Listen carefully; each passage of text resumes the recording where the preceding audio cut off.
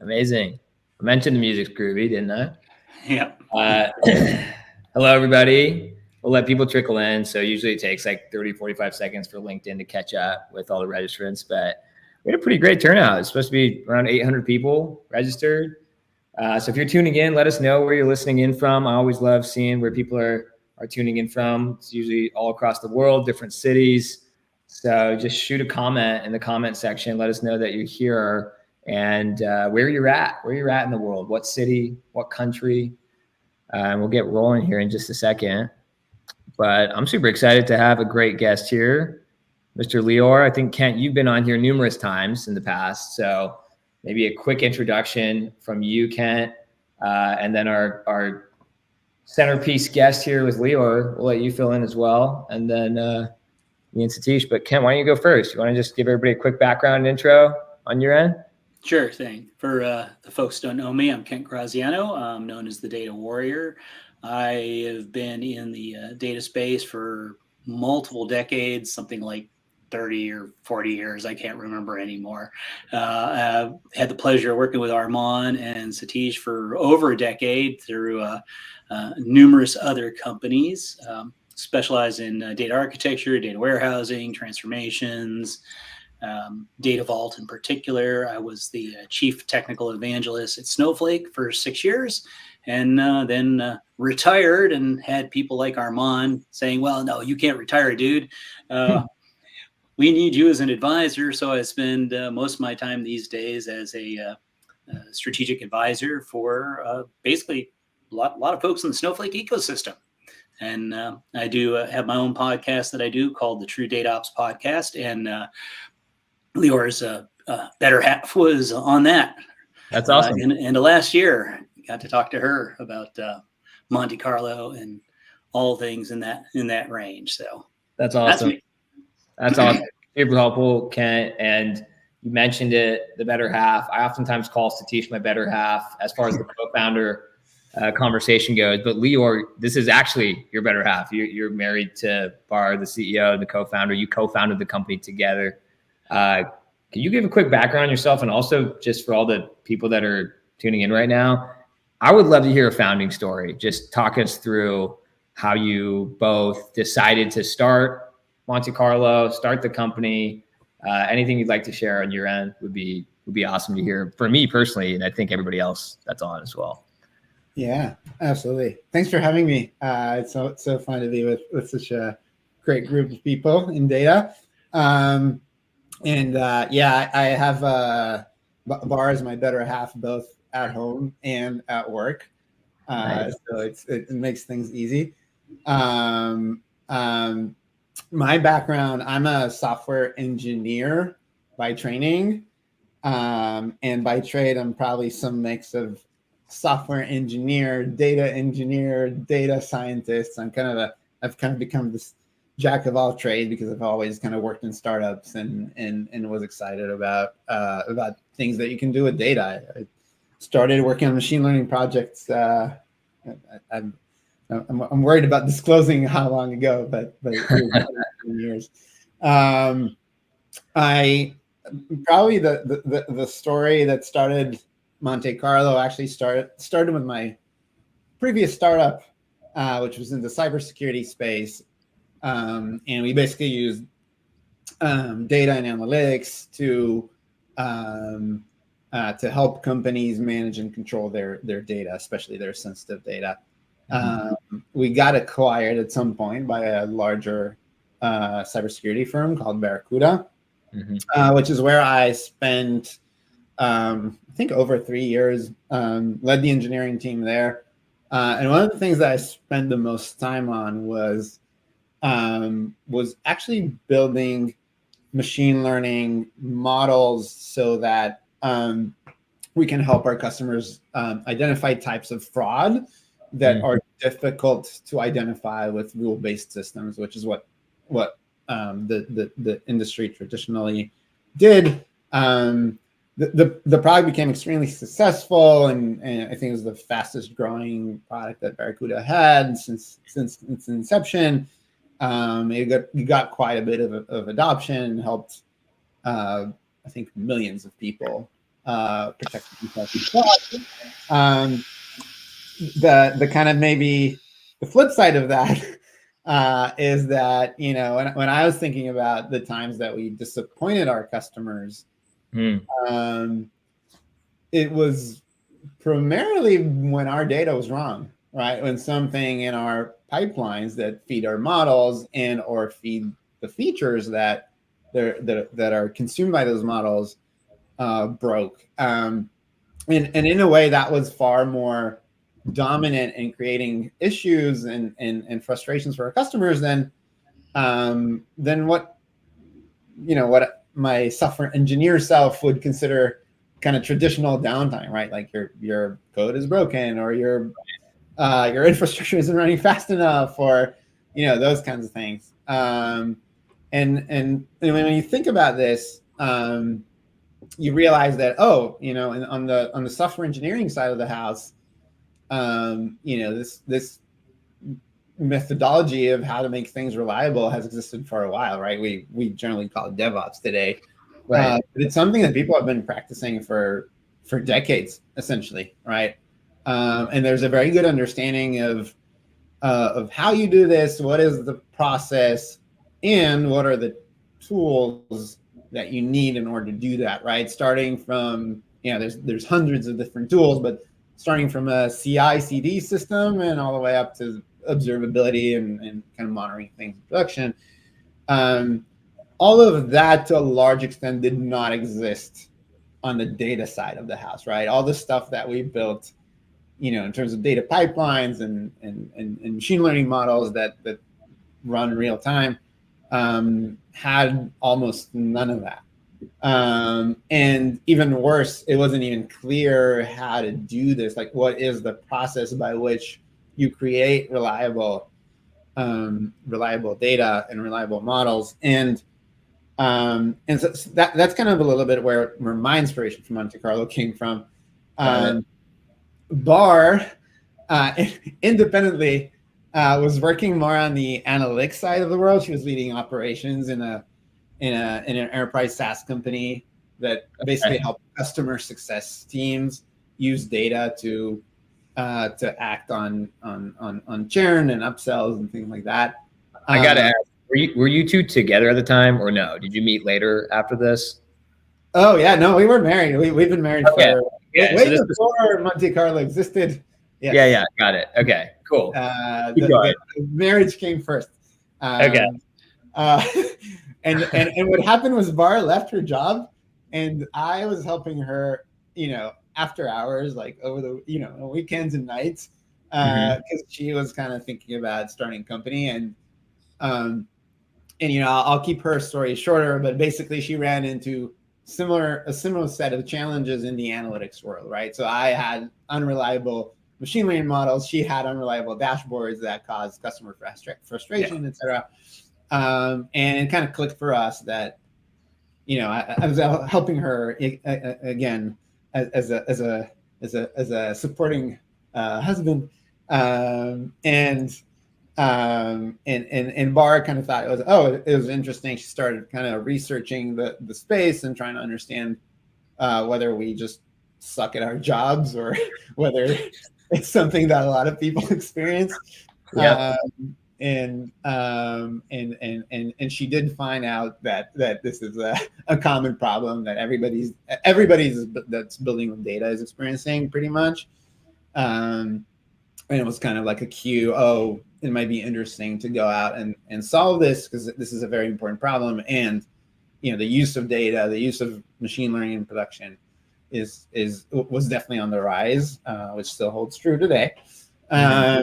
And then I wasn't actually planning to join forces and work with her, but a mutual friend of ours that he actually was working at Snowflake at the time, still works there today.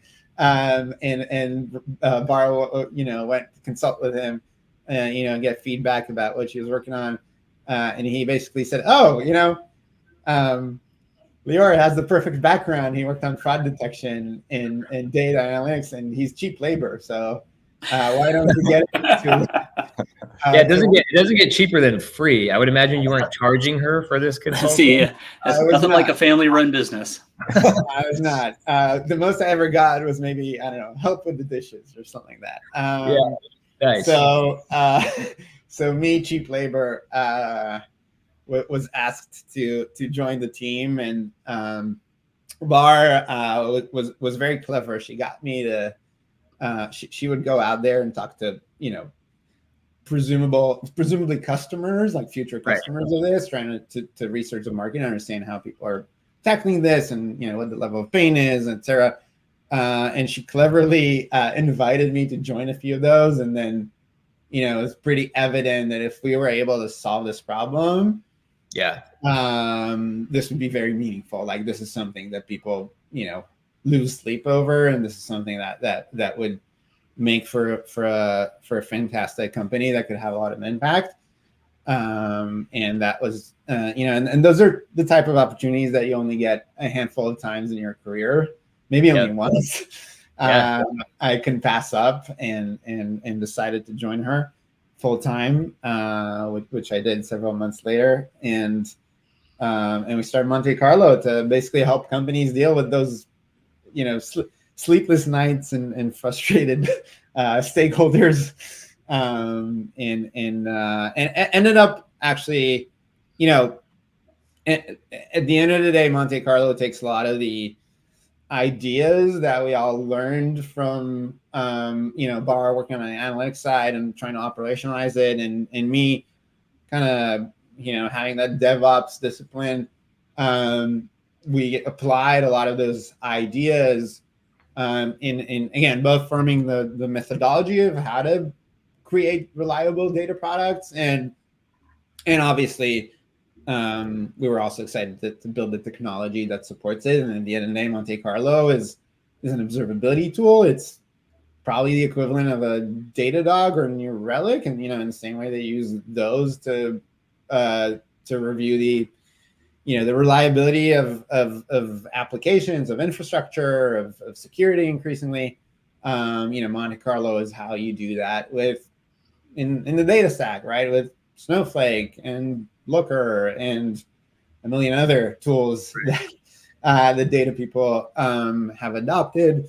And that's what we've been doing since. And it's been an exciting journey so far. That's amazing. Wow. Yeah. Sounds like a great journey for sure. I think. And we're still married, by the way. Still married. Yeah, that's good. But we're still married. That's most important. Hopefully this is a unifying thing that you've gone through together, and you've clearly had a lot of success. So congrats on that so far. We certainly know how it goes, at least to be co-founders, both Satish and I, obviously co-founders here at Coalesce. But this sounds like a totally different ballgame. You're married to the person. It's amazing. I got plenty more questions around all that, but that's such a good background, and definitely familiar with the phase of not taking a paycheck starting the company. Like both Satish and I did this for no money the first year and a half, I think it was, Satish, when we started Coalesce. But anyways, I'm CEO of the company. Satish, I'll let you introduce yourself, and then let me jump into a couple questions I got for Lior and Kent. Sure. Hey guys, this is Satish Jayanthi, CTO, co-founder of Coalesce.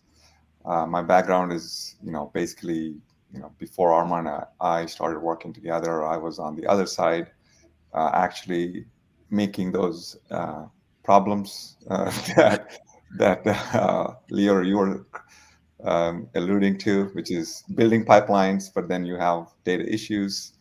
But essentially being on the engineering side, managing and data teams, solving business problems for large enterprises. That was what I was doing. Yeah. Cool. So you certainly experienced some of the issues that Monte Carlo aims to solve. I'm curious, Lior, were there any specific use cases, especially because from my understanding, Monte Carlo was either the first or one of the first pure play data observability products in the market, right? As the modern data stack expanded, you saw all these different solutions appear for specific issues as data has become democratized and just so much more common. And so is there specific use cases? You mentioned fraud detection was one that you were exposed to firsthand. Was that like the initial beachhead use case that you were looking at? when you approached starting the company, or like what were the first couple of things where you're like, okay, we definitely need to solve this right out of the gates? Yeah, great question. So, you know,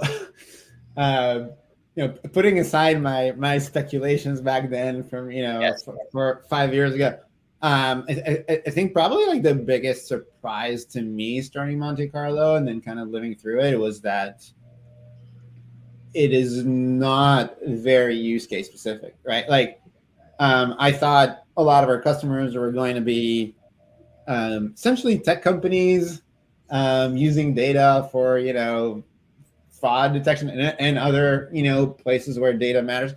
What we learned though is quite incredible. Is that every single industry you can think about is using data today and using data in a meaningful way. And so our customers ended up being from, and this is from the early days even. So of course all the prime suspects are there, right? Like you'll find tech companies, you'll find e-commerce, financial tech company, right? Like all these are there, but you will also find a lot of manufacturing and a lot of education and pretty much any sector of the economy that you could possibly imagine is using data in a meaningful way. Kent, you probably saw that.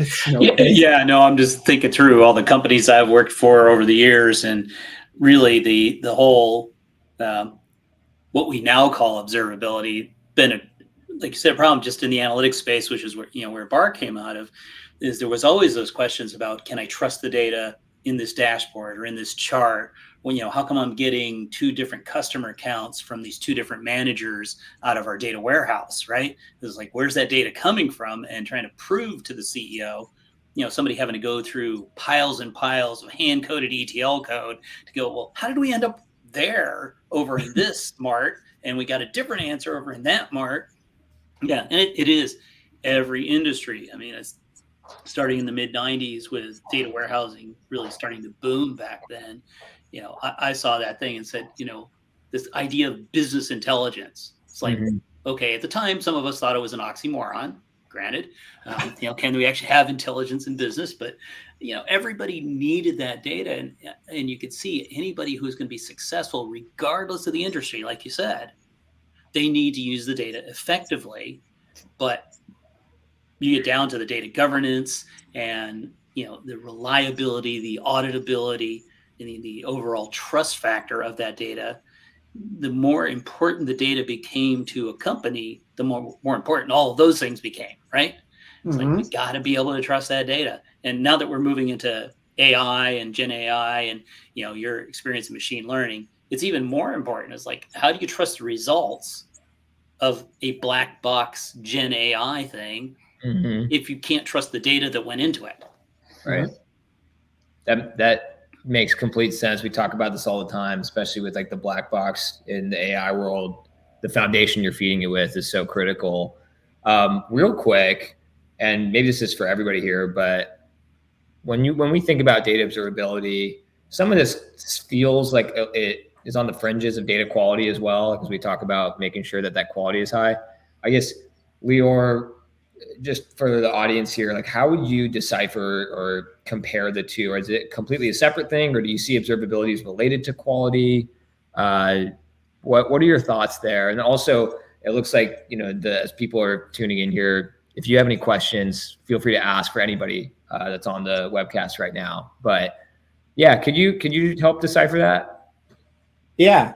So to me, and there's obviously differing ideas about this, but the way I view it is data observability is an extension of data quality, right? Like I think a lot of data quality, both the concepts and the tooling around it came from this viewpoint of, I'm going to do something once very manually, right? I'm going to take data and transform and ingest it, clean it, transform it, and put it in a binder. That's kind of where the methodology came from. And so it's very much oriented towards point of ingestion or like very, very, very specific parts of the pipeline. And it's very focused on exclusively the data and the rows. And that's critical, right? That's building block. You can't get a reliable dashboard if the numbers are broken, or if the data that was ingested has values that shouldn't be there, right? So that's absolutely a critical thing, and it's a big part of data observability, a big part of what we do today. I think where data observability took it a step further was, hey, look, we're not putting data in binders anymore, right? And we're not doing this like pool once a quarter that we analyze and scrutinize and have a person look at and manually, right?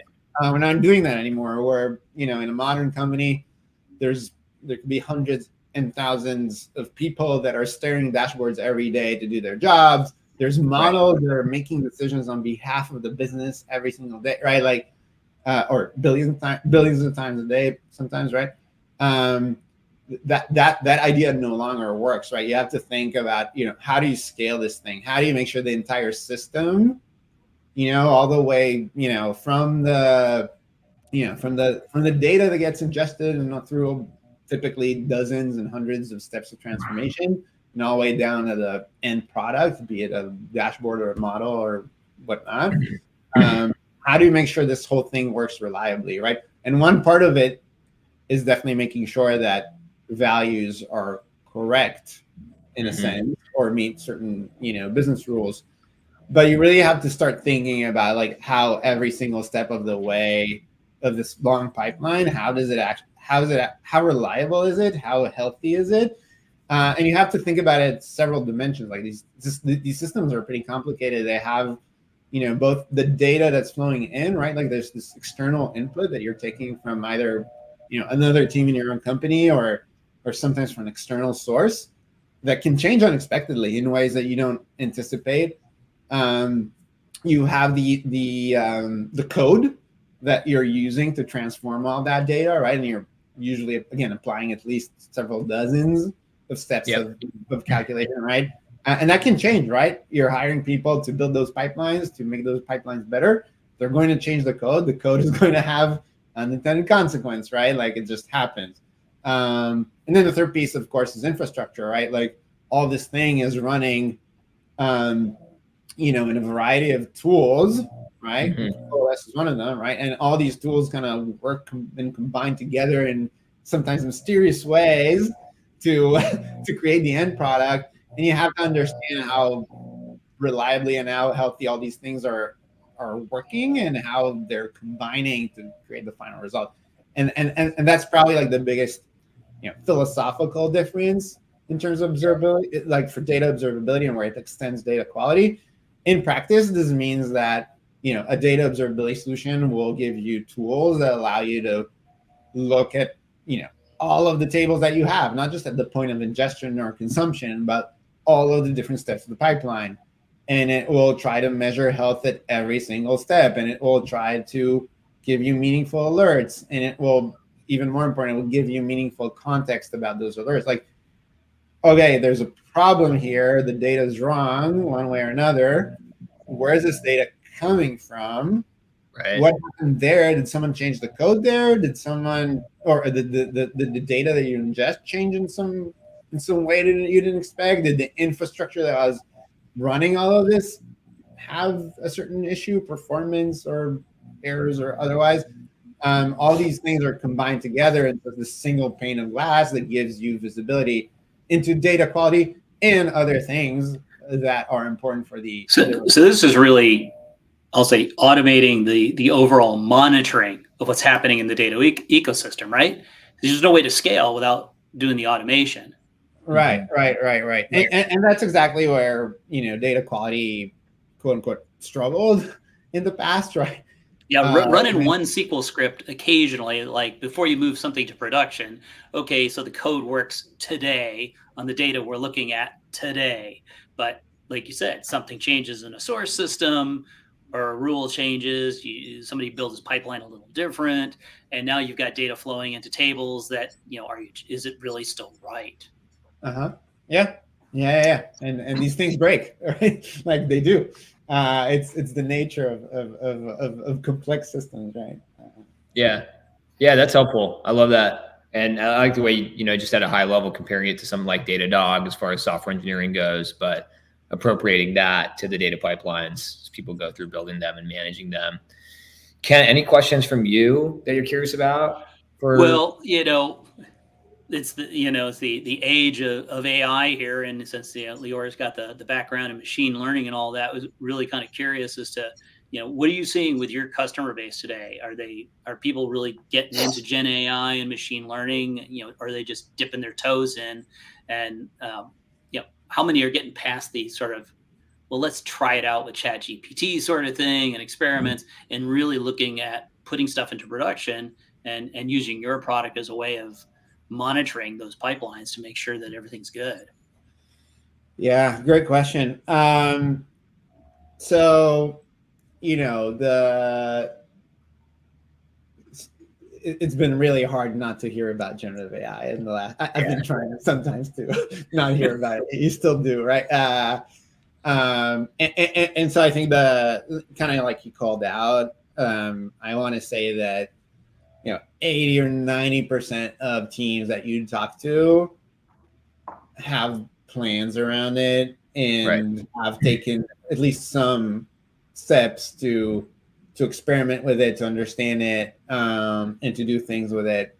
As you also call out, there's a pretty broad range of maturities around that, where some teams have gotten all the way up to a customer-facing production app that leverages Gen AI, and a lot of companies are still at the phases of figuring out what to even do with this and how. And we see it across the board. And I guess what I'll kind of call out here is it's hard to productize generative AI. Yeah. It's not a trivial matter, right? And I think a lot of us, Monte Carlo included, started from the block and tackle stuff. Let's take stuff that generative AI is pretty good at. And maybe code generation is something that Gen AI does fairly well out of the box. And let's plug it into our applications where we need to perform those tasks, right? And we'll use the foundation models that OpenAI and others have kindly built for us through their APIs, and boom, you have generative AI in production, and that is probably the most common success we've seen, and there's a good number of companies that have been able to do that. Monte Carlo is one of them, by the way. Like, we do use generative AI in our product in a number of use cases. And it's gotten good adoption and good feedback. And can you talk about that a little bit? So, like, as you mentioned, it's difficult to productize. Like, when you think about Monte Carlo as a product, leveraging Gen AI to impact your customers in some different ways, like, what are some of the use cases that you saw were low hanging fruit or opportunities to leverage LLMs when it comes to your value proposition? Yeah. So in our world, and I'm also happy to share examples outside of data observability, but in our world, code generation is probably big, right? Like, we do help our customers deal with code in various ways, right? Especially specifically SQL, most commonly. But we do help our customers process logs from their data warehouse, for example. Makes sense. Our customers do use logs to, use SQL queries to basically define quality rules or about their, the data that they have. And so we've found different ways to help them, create that code, debug it, optimize it, things like that. And so all of that is built into Monte Carlo, and that those have been some of the first Use first cases. implementations, that work pretty well. Okay. And we've seen similar patterns with our customers, specifically around usually code generation and or summarization is also something that works pretty well. So is it how accurate is it usually? Like we've gone through internal POCs at Coalesce as well, and like for example, like creating a join or something using Gen AI for doing something like that. What we found is it gets you pretty close. It's not 100% accurate. Is that similar to the experience you've had as well with when it comes to? absolutely. It's It's like a co-pilot helps get yeah, 80% exactly. It's a of the way co-pilot. there. Right. And Isn't the that other what thing we Snowflake learned- called theirs? Isn't that the Snowflake Copilot? Copilot is Copilot, there's at this point. Yeah, it's yeah, everybody. there's like Cortex. So we'll be doing a demo with Doug and Snowflake later this month. That's for like a different theme. We've got demos with Doug, super fun. If you haven't tuned into one of those, definitely check it out. Doug's amazing, but Snowflake is going to be coming on to talk through Cortex, which is a lot of their Gen AI Copilot functionality, but similar themes. So it sounds like for you, Lior, that has been like the first use case that you saw as an opportunity for, and that's helped the customers, like help customers at least cut down on some of the time that they would have, maybe brings down the skill set required a bit for anybody. It saves a ton of time, right? Even for an experienced engineer, writing SQL is tedious, right? I think where we saw though the most, the biggest jump in functionality is when we started. So one thing is getting the user experience right, and the right user experience for generative AI is not surprisingly, but an interactive experience, right? If you just try to throw answers at people, they will get limited value because of what you mentioned, like how close is it? Does it need refinement, tuning? Does it need more context? I think the other part that really made this so much better for our customers, start getting a lot more success with it, is when we started incorporating proprietary information into the process, right? And you can think about it as a very, in our case, a simple version of RAG, of retrieval assisted generation, right? But when we started augmenting the information that the user provides about what they want to do with information that we already have about the in this particular case, the user's data ecosystem, starting from simple things like what tables do they even have, and what columns do those tables have, and what do we know about them, right? And then you can get more advanced. The results are so much better and more personalized in a sense, and it also creates a more differentiated experience, if you will, compared to going in ChatGPT, right? Because if we just use the APIs as they are, I mean, it maybe saves you a couple seconds of going to another tab, but we wouldn't be offering anything that is really better than going to chatgpt.com or whatever the URL is, I forget. And so where it really became nice for our customers is when we started incorporating our proprietary information, not proprietary, but information that we have about the customer into that experience, into the model. And that is pretty often too. I'm sorry? I was going to say, Satish talks about this pretty often too. Like it feels like it's a race to be able to train the model itself. And like, that's really where the value is versus just some like public API. Well, and it's about the metadata, right? Or RAG, right? And personally, I think RAG is the easier thing to do in a sense. But yeah, I think the point is correct. Satish, I'd love to hear your thoughts as well. But like, it's really a hard, or the secret sauce here is the data that you have. However you choose to incorporate it into the model, into the application, RAG or fine tuning, or train your own foundation model if you really want to. It's hard, but you kind of have to do that to make generative AI effective. Otherwise, you're nothing but a wrapper for ChatGPT, right? Satish, any thoughts on that? Just like, I know you obviously built some of the world's largest, most complex data warehouses. You've probably seen these problems over and over again, as far as it relates to Gen AI, data observability, training models. First thing, implementing the augmentation piece is probably the easiest of all the solutions out there to improve and add value, as opposed to the generic API that's available. So that's for sure, because the training is, while everybody says training and fine tuning, it's not that easy. So that's that. But as far as the observability goes, I have a question for you, Lior.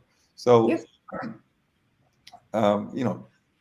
when we implemented data quality in my past life, just like we discussed, hey, you write in some SQL to test something either at the beginning of the pipeline, in the middle of the pipeline, or at the end of the pipeline. And then we say, hey, here's my first rule, here's my second rule, third rule. And once you get to a dozen rules, then you're kind of getting to a point where you're losing control of what is happening and you don't have a proper structure. So my question to you is, if these companies are getting started, let's say on data observability, what would be some of the things that they need to be, thinking about from a best practices, or how do they start? I mean, obviously you don't want to boil the ocean, but what's the best way to kind of get started with observability for these? With observability, great question, and very relevant to generative AI as well. I think the way to do it is, in my opinion, several things. First part is leverage automation, right? Like, you can absolutely go ahead and write a lot of rules. Like you called out, that gets really complicated really quickly because it's hard to anticipate all the things that are going to break. It's hard to manage the configuration and the thresholds and whatnot. And it can create a lot of noise as a result. That would then alert fatigue people and make the whole initiative fail. And so the first thing is to leverage automation, right? It's a lot of the stuff that we built into Monte Carlo is this ability to basically automatically collect a lot of health metrics about the data, starting at the pipeline level or table level, things like, how recently the table was updated, or, how many rows it has. Does it make sense for it to have as many rows as it does today? And then going, sometimes many levels deeper into the data itself. Again, starting from the basic stuff, like, how many nulls you might have in a particular field, or how many unique values, and then going down into as sophisticated of a metric as you want to measure the health of your particular, data set in your particular business. And we've built a lot of tools to make that scalable, right? Whether it's the ability to collect a lot of those metrics, with a single click or a single line of configuration, like allows you to do a lot of these metrics across a lot of tables at once. Whether it's machine learning models that help set thresholds in a way that may not be perfect or exactly what a human with a lot of context would have, but they're very good sanity checks, and they will put a lot of confidence into the pipeline without having human goes and manually sets up a lot of rules. So I think that's the first piece of it, and that's the second piece of it is rules have a very important place, right? Like, and our customers build a lot of those various forms of rules. The trick is to also create the operational discipline around it, I think, right? Making sure that it's clear, what needs to be monitored, right? Mapping, hey, there are these critical data products that I'm trying to make reliable, right? Whether it's the dashboard that the CEO uses, or, the table that feeds into my latest and greatest generative AI application. But I need to understand what it is that needs to be reliable, what the SLAs are. I need to understand what feeds into that. What are the breaking points? I need to understand how to monitor for those issues, and I need to make sure these things go to the right people, right? Because I could send all of my alerts to one single channel and hope that something happens. Right. What happens is that everybody ignores that channel, right? Right. What you need to do is make sure the alert goes to the right person at the right time for them to act on it. Of course. And so you need the, both the organizational discipline and the tooling, again, to make sure all of this is possible, and attack it in kind of a methodical and measurable way, right? That's the other part. If you're a small team, it may not be a big issue, but like some of our customers are, have thousands of people building data stuff, things with data, really thousands. And it gets out of hand very quickly, like way before you get to thousands of developers. And so you need to start measuring, like, well, how reliable are different, data products, and how rigorous are different teams in managing reliability and doing the operational stuff. And you need the visibility into that in order to drive accountability and eventually trust, right? So those are probably like the three key elements, I'd say, in terms of actually rolling it out in a sizable company. So you got to have the right people and processes agreed upon, in addition to having the technology, right? Otherwise, it becomes chaos. And it always comes back to this, doesn't it? I know, people, processes, because you, like you said, you got to have agreement. Otherwise it's, people are not going to be, like you said, again, overloaded by the alerts. Well, if they're getting over by the alerts, then we picked either the wrong people or the wrong process or both in how we're going to take advantage of all of this information, right? It's like the technology, you guys have done that, right? You got the technology. Now it's like, how do we deploy it properly? And then we get talking about the culture, the data culture, right? The data literacy. Are we getting it to the right people that understand what that alert even means, right? Yeah. Hey, there's a quick question in the comments section. James Daly here kind of ties into where we're going to close it out. We've got a few minutes left, so I just want to make sure we got this question asked. And I remember you, James. We worked together in a past life, so love seeing you on here. But the questions around the merging of proprietary information to augment AI can be a tricky topic for some organizations. Customers need safeguards that their proprietary information is not used to train models shared with the general public. Interested to hear how Monte Carlo manages that fear. Any thoughts there? And like, do we see this as a theme coming up in 2024 for companies as they express that towards vendors like ourselves? Yeah, such a great question.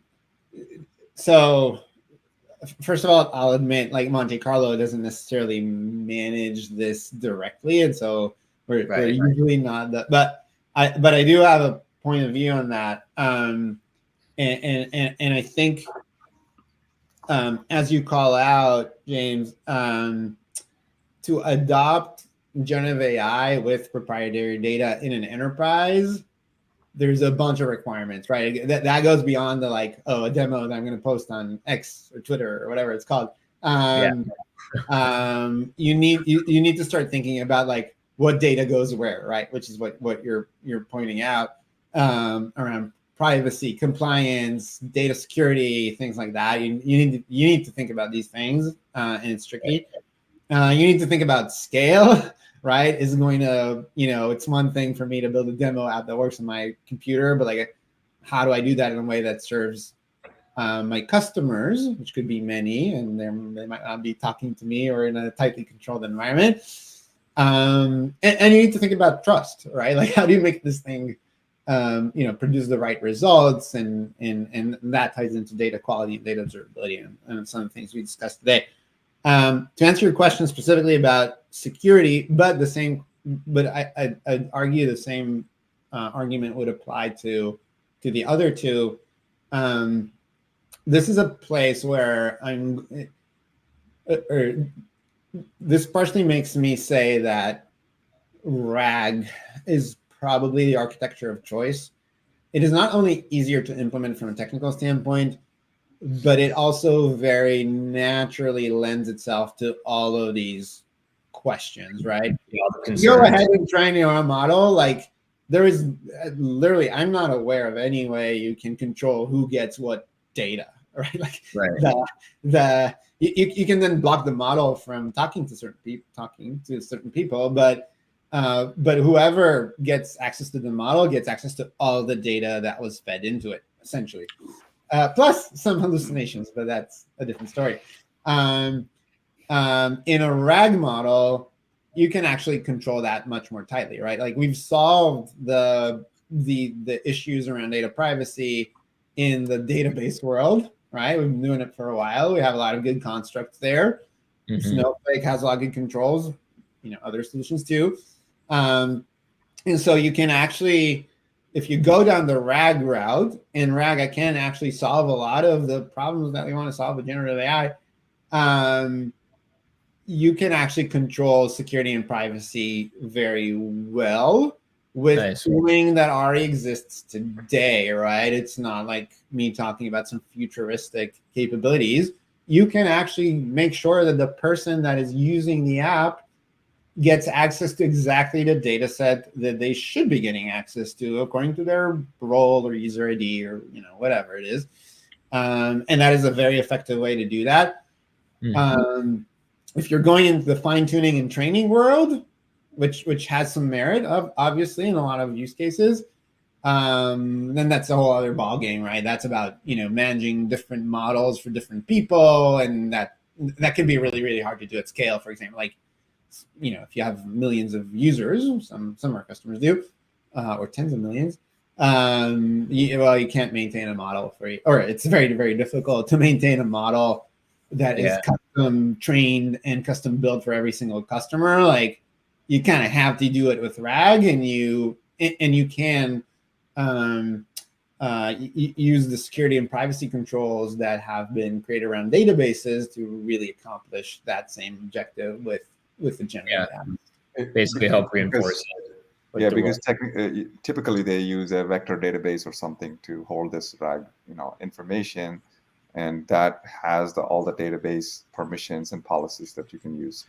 Most of the people are familiar with that type of security mechanisms anyways. So. Yeah. Cool. Well, we're a little bit past time. I could stay on this all day. Lior, it's been awesome having you as a guest. Kent as well. It's always a pleasure. Thanks everybody for hopping in, and I'm looking forward to the next one of these, but it's been awesome having you on, both of you, Lior, Kent. Thank you so much. And thanks everybody for the great questions. Happy to be here. And for jumping on with us. Happy New Year anyway. Take care, everybody. Yeah, thanks. Happy New Year to everybody as well. Happy